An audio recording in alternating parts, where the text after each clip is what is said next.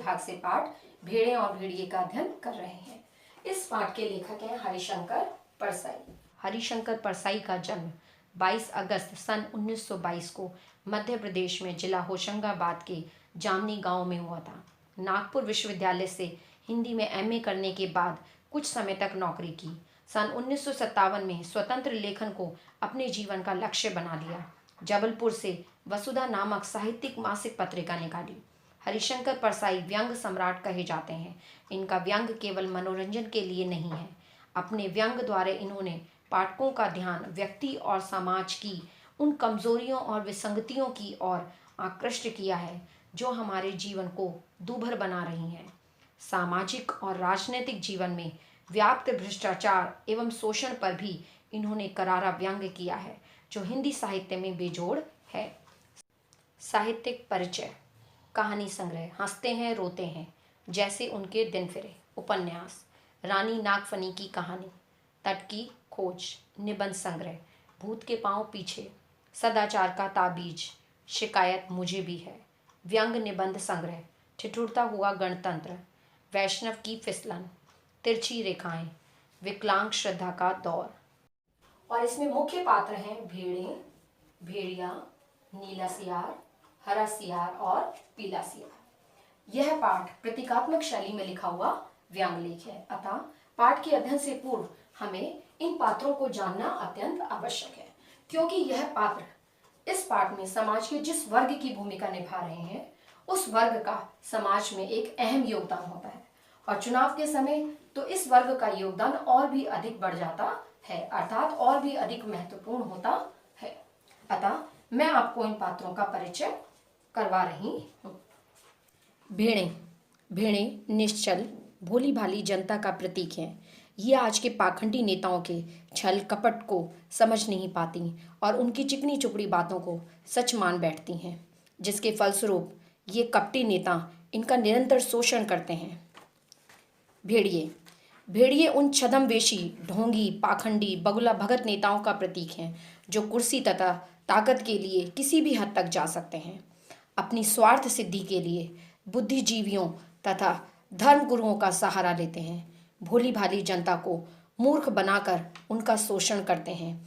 उन्हीं की कमाई से मोटे होते हैं और उन्हें बेबस, लाचारी और गरीबी में जीने को मजबूर करते हैं। पीला सियार। पीला सियार कवि, विचारक तथा लेखक का प्रतीक है। इनकी कलम में वह शक्ति निहित है जो अपने विचारों को शब्दायित कर समाज की धारा को परिवर्तित कर सकती है। इनकी इसी शक्ति का सहारा लेकर ये ढोंगी नेता अपने पक्ष में प्रचार करवाते हैं और इनकी चालाकियों से अनजान जनता इनके चुंगल में फंस जाती है। नीला सियार। नीला सियार पत्रकार और नेता का प्रतीक है। पत्रकारिता की अहम भूमिका को नज़रअंदाज नहीं किया जा सकता। ये वो माध्यम है जिसके द्वारा जनता से सीधा संपर्क स्थापित किया जाता है। नेताओं के स्याह और सफ़ेद कारनामों का विवरण जनता तक आसानी से पहुंचाया जा सकता है। ये नेतागण इस बात की अहमियत को बखूबी पहचानते हैं, इसलिए ये पत्रकारों को भी अपनी स्वार्थ सिद्धि के लिए अपने इशारे पर नचाते हैं। इनकी भी खरीद फरोख्त होती है और फिर ये जनता को वही पढ़ाते हैं और बताते हैं जो इनके नेता इनसे पढ़वाना चाहते हैं। मूर्ख और भोली भाली जनता एक तमाशबीन बनकर रह जाती है। ये उन्हीं के पक्ष में अपना मतदान कर अपना प्रतिनिधि चुन लेती है, जिससे समाचार पत्र और मीडिया योग्य साबित करते हैं। हरा सियार। हरा सियार धर्मगुरु का प्रतीक है। ये धर्मगुरु भली भांति जानते हैं कि धर्म के नाम पर जनता से कुछ भी कराया जा सकता है, और सही मायने में देखा जाए तो आज भी राजनीति को धर्म का असली जामा प्रत्यक्ष या अप्रत्यक्ष रूप से पहनाया जा रहा है। यह अत्यंत ही संवेदनशील मुद्दा होता है, जिसमें रमुआ, पासी या बट्टू मियाँ धर्म के तत्व जाने या ना जाने पर इतना जानते हैं कि धर्म की रक्षा के नाम पर जान ले लेना या जान दे देना वाजिब है। जनता का अधिकांश भाग ऐसा है जिनकी धर्म में अतिशय आस्था है। उनकी इसी आस्था का लाभ ये पाखंडी नेता उठाते हैं और धर्म की आड़ में उनकी कीमती वोट को अपने पक्ष में कर लेते हैं। हम पाठ का अध्ययन आरंभ कर रहे हैं। एक बार एक वन के पशुओं को ऐसा लगा कि वे सभ्यता के उस स्तर पर पहुंच गए हैं जहां उन्हें एक अच्छी शासन व्यवस्था अपनानी चाहिए, और एक मत से अर्थात सर्वसम्मति से यह तय हो गया कि वन प्रदेश में प्रजातंत्र की स्थापना हो।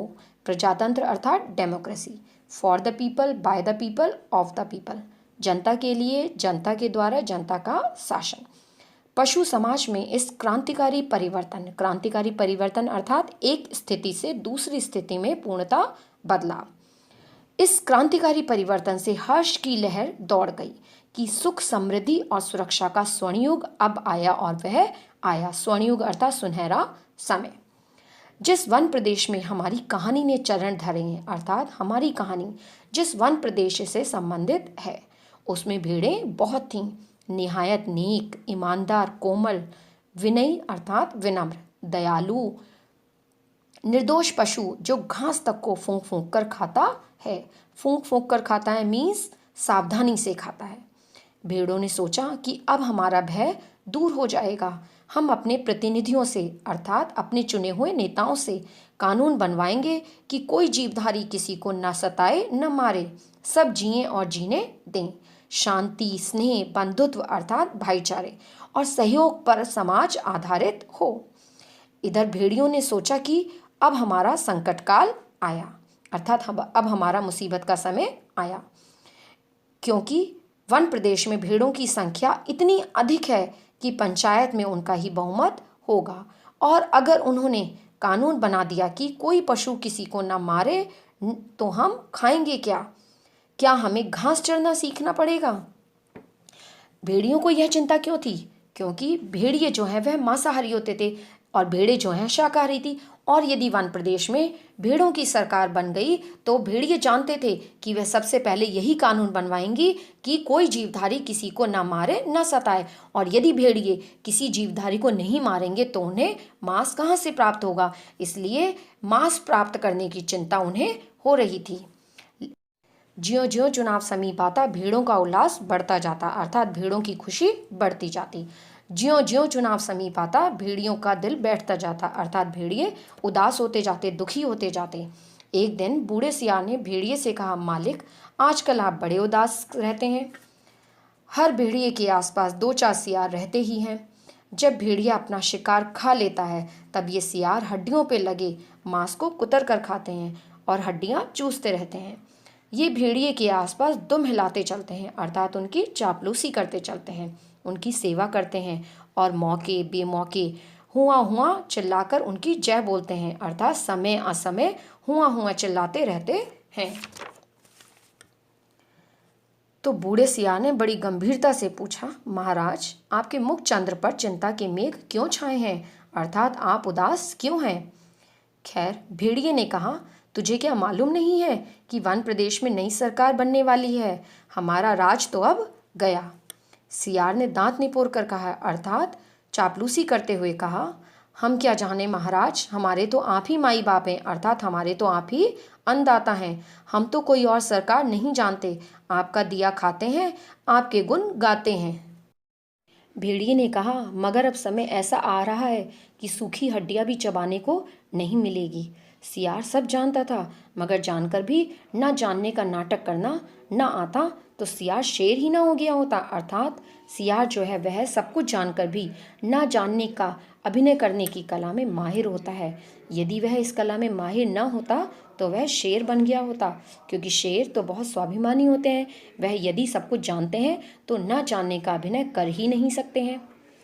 आखिर भेड़िए ने वन प्रदेश की पंचायत के चुनाव की बात बूढ़े सियार को समझाई और बड़े गिरे मन से कहा, अर्थात बड़े दुखी मन से कहा, चुनाव अब पास आता जा रहा है, अब यहाँ से भागने के सिवा कोई चारा नहीं, अर्थात कोई और उपाय नहीं, पर जाएं भी कहाँ? सियार ने बहुत सोच कर कहा, मालिक, सर्कस में भर्ती हो जाइए। भेड़िए ने कहा, अरे वहाँ भी शेर और रीछ को तो ले लेते हैं, पर हम इतने बदनाम हैं कि हमें वहाँ भी कोई नहीं पूछता। तो सियार ने खूब सोच समझ कर कहा, अजैब घर में चले जाइए, अर्थात म्यूजियम में चले जाइए। भेड़िए ने कहा, अरे वहाँ भी जगह नहीं है, सुना है वहाँ तो आदमी रखे जाने लगे हैं। अजैब घर में पुरातत्व संबंधी वस्तुओं का संग्रह और प्रदर्शन किया जाता है, लेकिन इन पंक्तियों में अजायब घर में आदमियों को रखे जाने की बात कही गई है, अर्थात इन पंक्तियों में व्यंग को उत्पन्न किया गया है। बूढ़ा सियार अब ध्यानमग्न हो गया। उसने एक आंख बंद की, नीचे के होंठ को ऊपर के दांत से दबाया और एकटक आकाश की तरफ देखने लगा, अर्थात उसने अपने को इस मुद्रा में किया जैसे उसका ईश्वर से संबंध स्थापित हो रहा हो, और फिर बोला, बस सब समझ में आ गया मालिक, अगर पंचायत में आप भेड़िया जाति का बहुमत हो जाए। भेड़िया चिढ़कर बोला, कहाँ की आसमानी बातें करता है, अर्थात कैसी काल्पनिक बातें करता है। अरे हमारी जाति कुल 10% है, अर्थात केवल 10% है, और भेड़ें तथा अन्य छोटे पशु 90% अर्थात 90% हैं। भला वे हमें काहे को चुनेंगे। अरे कहीं जिंदगी अपने को मौत के हाथ सौंप सकती है, अर्थात भेड़ें हमें क्यों बहुमत देंगी। मगर हाँ, ऐसा हो सकता तो क्या बात थी। बूढ़ा सियार बोला, आप खिन्न मत होइए सरकार, अर्थात आप दुखी मत होइए सरकार, एक दिन का समय दीजिए, कल तक कोई योजना बन ही जाएगी, अर्थात कल तक कोई प्लान हो ही जाएगा। मगर एक बात है, आपको मेरे कहे अनुसार कार्य करना पड़ेगा। मुसीबत में फंसे भेड़िए ने आखिर सियार को अपना गुरु माना और आज्ञा पालन की शपथ ली, क्योंकि भेड़िए के पास इसके अलावा कोई और उपाय नहीं था। दूसरे दिन बूढ़ा सियार अपने 3 सियारों को लेकर आया।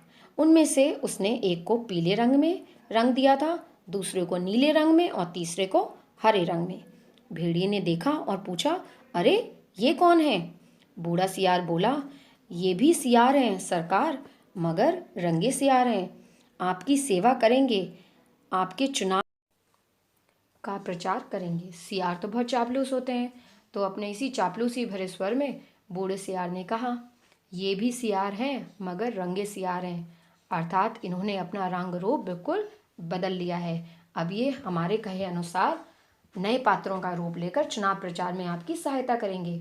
भेड़िए ने शंका की, मगर इनकी बात मानेगा कौन, ये तो वैसे ही छल कपट के लिए बदनाम है, अर्थात ये तो वैसे ही धोखेबाजी के लिए बदनाम है, तो इनकी बातों पर कौन विश्वास करेगा। सियार ने भेड़िए का हाथ चूम कर कहा, बड़े भोले हैं आप सरकार। अरे मालिक, रंग रूप बदल देने से तो सुना है आदमी तक बदल जाता है, फिर ये तो सियार हैं, अर्थात ये तो बहुत ही चालाक हैं। इन पंक्तियों में व्यंग है। इनमें बताया गया है कि आज के समय में मनुष्य ऐसा हो गया है कि वह परिस्थितियों के अनुसार या लालच की प्रवृत्ति में फंसकर अपना रंग रूप बिल्कुल बदल लेता है और अपने इसी बदले हुए रूप के अनुसार वह व्यवहार करता है और अपने विचारों में परिवर्तन ले आता है। और फिर बूढ़े सियार ने भेड़िए का भी रूप बदला, मस्तक पर तिलक लगाया, गले में कंठी पहनाई और मुंह में घास के तिनके खोस दिए, अर्थात भेड़िए के मुंह में घास के तिनके लगा दिए, ताकि भेड़ों को यह विश्वास हो जाए कि यह भेड़िया महाराज बिल्कुल साधु हो गए हैं, उन्होंने हिंसक प्रवृत्ति बिल्कुल त्याग दी है। और फिर सियार बोला, अब आप पूरे संत हो गए हैं, अर्थात अब आप बिल्कुल साधु लग रहे हैं। चलिए अब भेड़ों की सभा में चलेंगे, मगर 3 बातों का ख्याल रखना। वह उन्हें सावधान करते हुए कहता है कि भेड़ों की सभा में जाने से पहले आपको 3 बातों का ध्यान रखना है। पहली, अपनी हिंसक आंखों को ऊपर मत उठाना, हमेशा जमीन की ओर देखना, अर्थात आपकी जो आंखें हैं वह बहुत ही हिंसक हैं, यदि आपने उन्हें ऊपर उठाया तो भेड़ें जो हैं आपको पहचान जाएंगी। दूसरा, कुछ बोलना मत, नहीं तो सब पोल खुल जाएगी, अर्थात यदि आपने कुछ बोला तो आपकी बोली से वह पहचान जाएंगी कि आप भेड़िए हैं। तीसरा, वहाँ बहुत सी भेड़ें आएंगी, सुंदर सुंदर मुलायम मुलायम, तो कहीं किसी को तोड़ मत खाना, अर्थात उसने समझाया कि वहाँ बहुत सुंदर सुंदर मुलायम भेड़ें आएंगी, उन्हें देखकर आप अपने मन को जो है नियंत्रण में रखना, ऐसा ना हो कि आप अपने मन पर नियंत्रण न रख पाएं और उन भेड़ों को खा जाएं। भेड़िए ने यह सब तो सुन लिया, लेकिन अब भी उसके मन में एक शंका थी। उसने सियार से पूछा, लेकिन ये रंगे सियार क्या करेंगे, ये किस काम आएंगे, अर्थात ये जो रंगे सियार हैं, ये जो हमारे साथ सभा में चलेंगे, ये अब हमारे चुनाव प्रचार में क्या काम आएंगे। भेड़िए और भेड़िए पार्ट 1 में केवल हम कहानी का यहीं तक अध्ययन कर रहे हैं। इसका शेष भाग आप पार्ट 2 में देख सकते हैं, जिसमें मैं कहानी का सारांश, शीर्षक की सार्थकता और उद्देश्य को भी स्पष्ट करूंगी। अब सभी छात्रों को यह होमवर्क है कि अब तक हमने जितना भी पाठ का अध्ययन कर लिया है, उससे संबंधित प्रश्नों के उत्तर आप अभ्यास पुस्तिका में लिखेंगे।